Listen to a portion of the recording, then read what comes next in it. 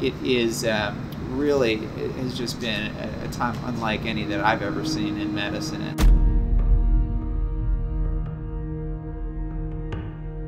With the social distancing, I feel separated certainly from my family and friends, and at the same time I felt more connected to my colleagues than I almost ever have in the past.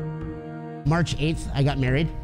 We went on a little micro honeymoon to New York City, and when we got to New York City it was normal, and the second day it got weird, and the third day we were the only ones eating at one of the restaurants, and when we got back to Boston everything was closed. I was working in the intensive care unit at Massachusetts General Hospital when we had our first COVID-19 patients come in, and it was, I have to say, a really just dramatic and intense time, both from the standpoint of having to just really make sure we were protecting ourselves, and then also just trying to care for these very, very sick patients. We all have been reusing masks and reusing eye protection as well. That's something that we never have done in the past. When something goes wrong, everybody always kind of looks at the restaurant industry to see how we can help, whether it's fundraising or feeding people who need to be fed, right?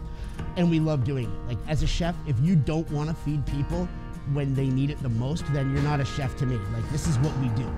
Normally what we do here is we serve, 300 of our closest friends in Cambridge, Boston area dinner, and a couple hundred lunch. But right now what we're doing is we're feeding about 500 to 1,000 people a day that are working front lines fighting COVID-19 in the ERs around Boston.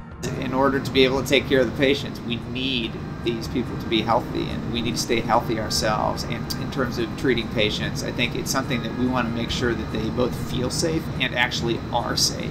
How do we develop and springboard off of what some of the things we've learned internationally, like in Korea, where they created a reverse vacuum booth for testing, and very successful, and increased the amount of throughput dramatically.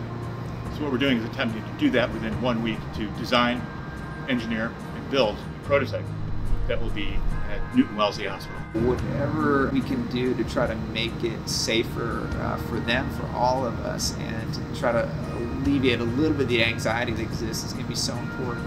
I look at what we're doing and I try to plan our menu out so throughout the week when people are getting multiple rounds of food from us, that they're not getting the same things over and over again, that they're not getting the same ethnic cuisine over and over again, and they're not getting the same proteins over and over again. It's not the same kind of cooking that we do where we're being creative with specials and different market things and going to farmers markets, but it's just a new challenge that involves the things that I love.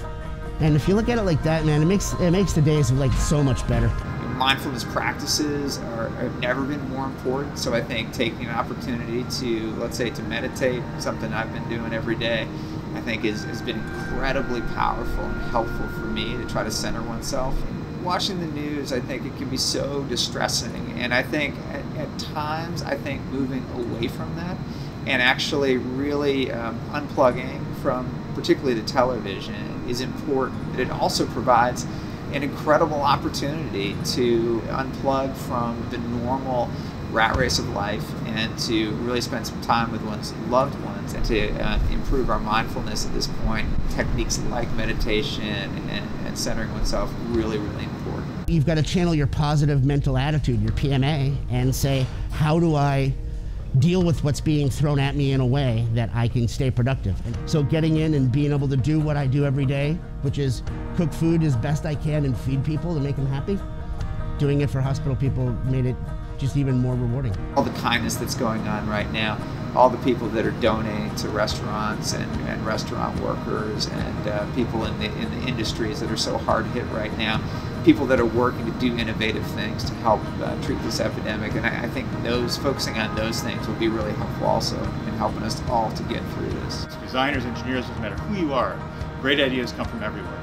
And globally they come from everywhere. So the more we open up and learn from what people have done practicing in the past, we can learn to then go forward and get to a more humanic and caring society.